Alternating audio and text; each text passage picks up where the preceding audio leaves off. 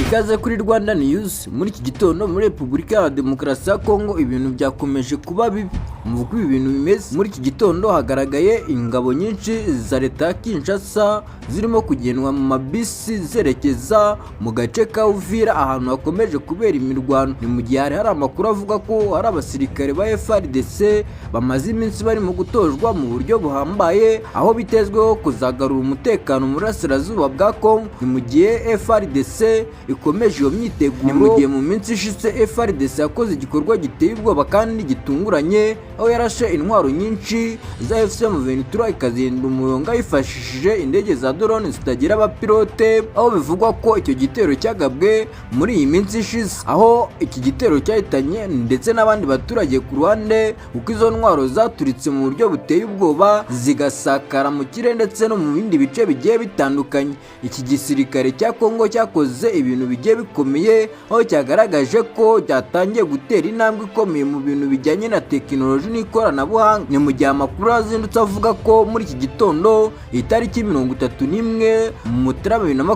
2026 hagaragaye imodoka nyinshi zitwaye abasirikare berekeza mu gace ka teritwari ya Uvira aho bagiye gukora urugamba ndetse bagiye guhangana n'umutwe wa M23. Ni mu gihe Twirwaneho yatangaje ko yamaze gufata Puezero ihirukanyemo abasirikare ba Kongo ndetse n'ihuriro ribafasha. Na M23 ikomeza gutangaza ko igisirikare cya Kongo gikomeje kubangamira ubusugire bw'abaturage ndetse n'uburenganzira bwa muntu aho kiri kubarasaho ibisasu biremereye ndetse abandi bakicwa abandi bakajyanwa mu manza bidakurikije amategeko bagafungwa nta rubanza ndetse naho bahaniwe mu bigaragara. Ni mu gihe kandi leta ya Kongo ikomeza gushinja u Rwanda ruvuga ko rutera inkunga ya M23, ibintu u Rwanda rukomeje guhakana, kandi u Rwanda rwatangaje ko nta bihugu by'Iburayi cyangwa ibihugu ibyo ari byo byose bigomba kurufatira imyanzuro muri politike, ko u Rwanda ubwarwo rufite politike yihariye kandi rugomba gukurikiza amabwiriza ndetse n'ibigenderwaho n'umuryango mpuzamahanga urengera ibihugu ndetse n'ubumwe bwa Afurika. Ibi ngibi byatangajwe na Minisitiri Olivier Nduhungire avuga ko ibi bintu bidakwiye ko ibihugu by'amahanga bifatira u Rwanda igihano